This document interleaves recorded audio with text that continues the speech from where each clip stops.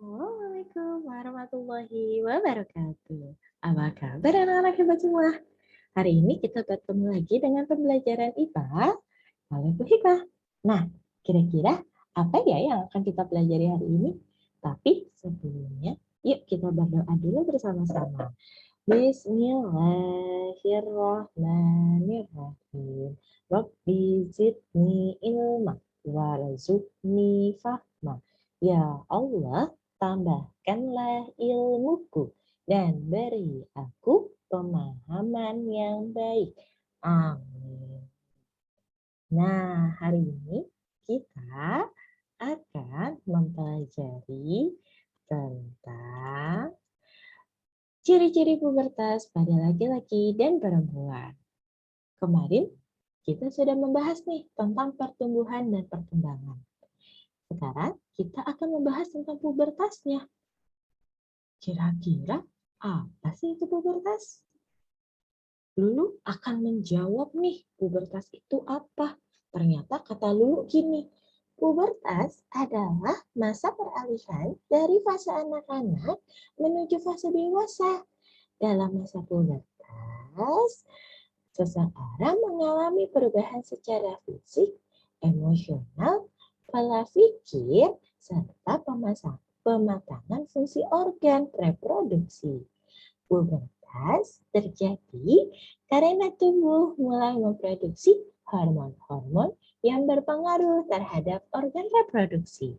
Selain itu, pubertas juga dikenal dengan sebutan akil balik. Nah, tadi sudah dijelaskan oleh Lulu pengertian dari pubertas. Sekarang kita lihat nih, Adam lagi kebingungan. Kira-kira Adam bingung kenapa ya? Ternyata Adam bingung. Usia berapa sih kita mengalami pubertas? Ada yang tahu? Atau ada yang masih ingat? Sebelumnya sempat Ibu bahas di pertemuan sebelumnya tentang pertumbuhan dan perkembangan. Tapi sekarang kita akan bahas lagi. Nah, ternyata masa pubertas itu dialami pada seseorang di usia 11 sampai dengan 18 tahun. Cepat lambatnya proses pubertas atau masa pubertas dipengaruhi beberapa faktor. Yang pertama adalah kesehatan. Nah, dalam kondisi normal, hormon dalam tubuh itu menjadi faktor utama dalam proses pubertas. Nah, apa sih yang dapat mempengaruhi jumlah hormon dalam tubuh kita? Nah, ada kaitannya dengan faktor-faktor yang lainnya, yaitu faktor yang kedua, tentang kecukupan nutrisi dan gizi. Ketersediaan makanan dan gizi akan mempengaruhi kemampuan dari reproduksi. Nah, nutrisi dan gizi ini didapatkan dari mana? Kecukupan nutrisi dan gizi kita dapatkan dari makanan dan minuman yang kita konsumsi sehari-hari. Oleh karena itu, kita harus menjaga makanan-makanan sehat. Jangan terlalu sering makan makanan junk food atau makanan-makanan fast food. Karena pada makanan-makanan fast food akan mempengaruhi hormon bertumbuh semakin banyak. Selanjutnya, ada faktor lingkungan. Nah, faktor lingkungan ini adalah salah satu faktor yang berasal dari luar tubuh. Karena faktor lingkungan dan faktor sosial akan mempengaruhi pola pikir kita sedikit atau banyak. Sehingga akan menjadi suatu pemicu dalam proses pubertas. Yang selanjutnya adalah paparan bahan kimia. Paparan bahan kimia di produk perawatan tubuh yang digunakan oleh kita dalam keseharian juga meningkatkan hormon estrogen yang ada dalam tubuh. Kenapa? Karena dalam penggunaannya sedikit banyak akan terserap ke dalam tubuh, baik dari muka ataupun dari tangan. Bahan-bahan kimia tersebut akan terserap oleh tubuh. Jadi, itu adalah faktor-faktor yang mempengaruhi cepat atau lambatnya masa pubertas yang akan kita alami. Selanjutnya, pada masa pubertas terdapat perubahan-perubahan yang terjadi secara fisik ataupun non-fisik. Nah, perubahan secara fisik antara laki-laki dan perempuan itu berbeda. Tapi biasanya perubahan secara non-fisik atau bisa disebut juga dengan psikologis adalah sama. Kira-kira faktor non-fisik apa saja yang dipengaruhi? Yang pertama, ada emosi dalam diri atau sifat keegoisan kita. Nah, pada saat masa pubertas, biasanya emosi dalam diri kita ini tidak stabil, sehingga sulit untuk dikendalikan. Maka adanya rasa egoisme yang tinggi dalam diri kita.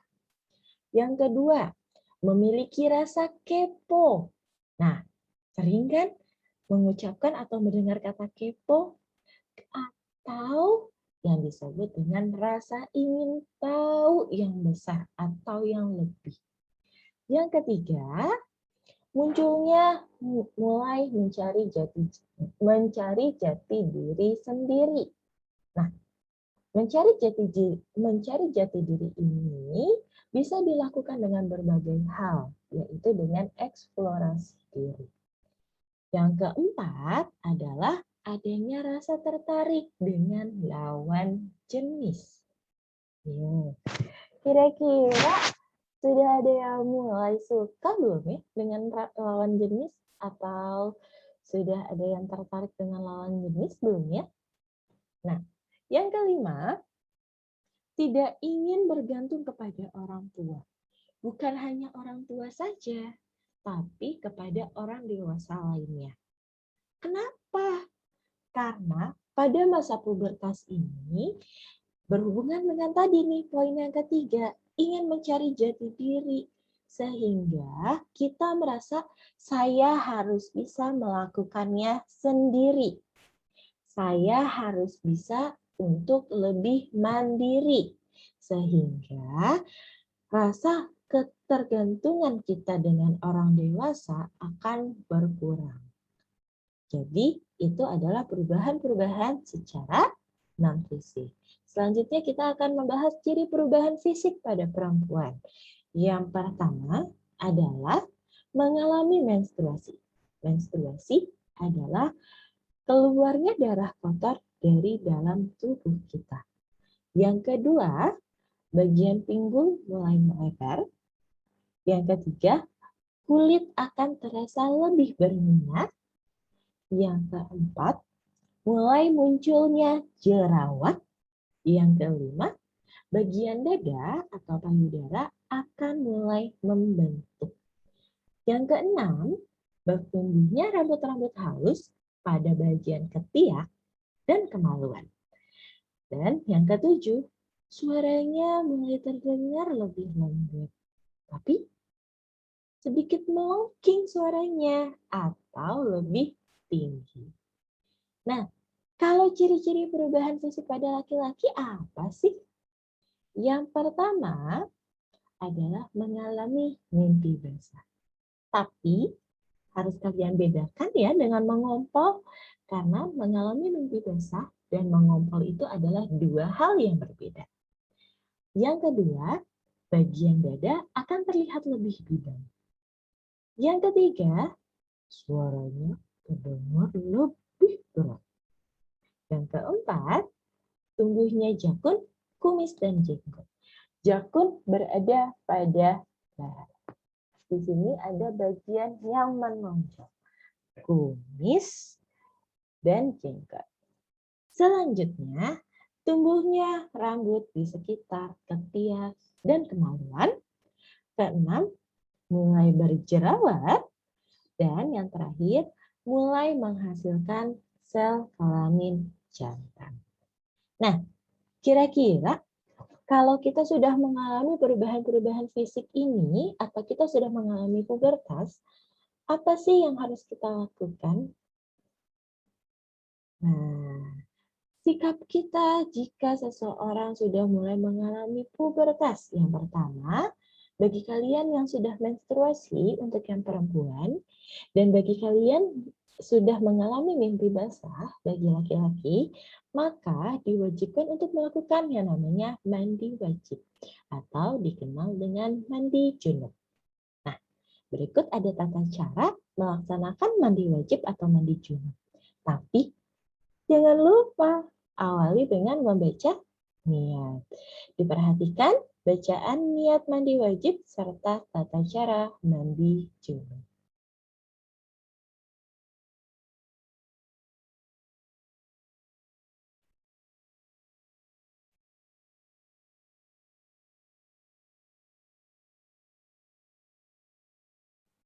Nah, selanjutnya, selain mandi wajib, ada beberapa hal yang harus kalian lakukan jika sudah mengalami masa pubertas.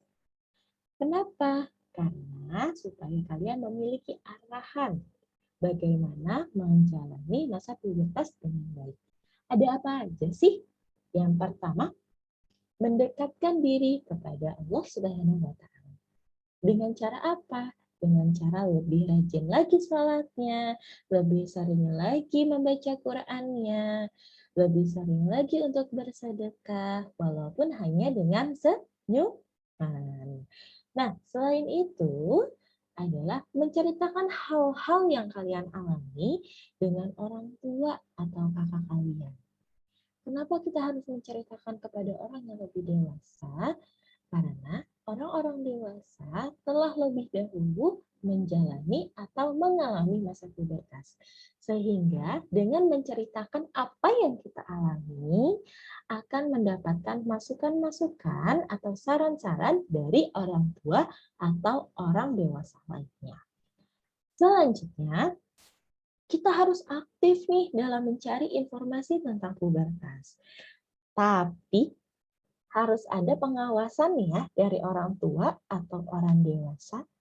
Jangan mencoba-coba untuk mencari informasi tentang pubertas sendiri. Kenapa? Karena ada banyak hal atau ada banyak istilah yang perlu kalian ketahui dari orang tua atau orang dewasa yang mendampingi kalian. Selanjutnya adalah selalu berpikiran positif. Ini kita harus selalu berpikiran positif atau selalu berhusnuzon ya. Kita tidak boleh berpikiran negatif atau suuzon. Selanjutnya, melakukan hal-hal positif seperti berkarya, berkreasi, berolahraga, atau kegiatan yang lainnya. Selanjutnya, memilih lingkungan pertemanan yang baik dan positif. Kenapa? Karena lingkungan kita adalah memberikan dampak yang baik, harus memberikan dampak yang baik, karena akan mempengaruhi pola pikir dan bisa juga mempengaruhi kestabilan emosi. Jadi kita harus memilih nih pertemanan yang baik dan positif. Nah, ternyata materi kita hari ini sudah selesai. Ada tugas. Yuk, kita buka bukunya di halaman 47. Kalian kerjakan bagian C, hanya bagian C saja ya, dari nomor 1 sampai dengan nomor 5. Oke, kerjakan di buku tulis. Setelah selesai, jangan lupa difoto dan dikirimkan ke Bu Hikmah. Nah, alhamdulillah, pembelajaran kita hari ini sudah selesai. Semoga apa yang Ibu ajarkan bisa menambah wawasan bagi kalian dan pemahaman kalian. Buat kalian yang sudah mengalami masa-masa pubertas, semoga bisa menambah wawasan kalian dan ilmu kalian dalam menjalani masa pubertas. Buat kalian yang belum mengalami masa pubertas, ini sebagai informasi penting buat kalian. Karena nanti kalian akan mengalami masa pubertas itu. Cukup sekian materi yang Ibu sampaikan hari ini. Kita akhiri dengan membaca hamdalah. Alhamdulillahirabbil alamin. Terima kasih anak-anak hebat untuk hari ini. Ibu akhiri, wassalamualaikum warahmatullahi wabarakatuh.